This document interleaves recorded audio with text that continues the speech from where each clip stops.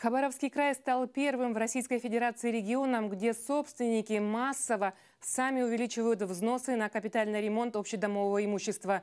Люди здесь и сейчас получают новые кровли, системы жизнеобеспечения многоэтажек и даже фасады. Это самый дорогой вид работ. Этим опытом заинтересовались все российские территории. На совещании в Москве все внимание было приковано к нашему региональному оператору. Алена, здравствуйте.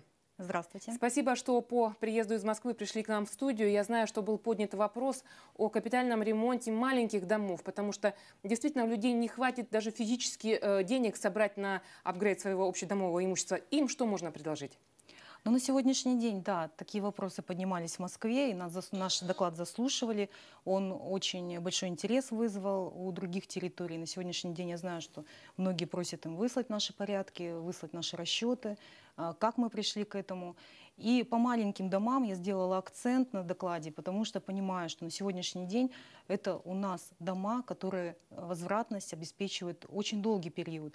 Если это дома еще в Хабаровске находятся на территории Хабаровска, то это еще какие-то такие обозримые в будущем сроки, то если это в деревнях, допустим, в сельских поселениях находится, то бывает, что даже до 150 лет доходит срок возвратности. Понятно, что никто не вернет эти деньги. Да, конечно. И сегодня мы предлагаем именно таким домам, и у нас уже есть успешный опыт, увеличивать взнос, возвратность обеспечивать, и уже сегодня получить этот капитальный ремонт на условиях возвратности другим домам этих средств, которые еще пока не накопили, но с увеличенным взносом. Когда я назвала цифры, до каких цифр у нас увеличивают взносы собственники добровольно, конечно, даже замминистра Минстроя Российской Федерации очень удивился.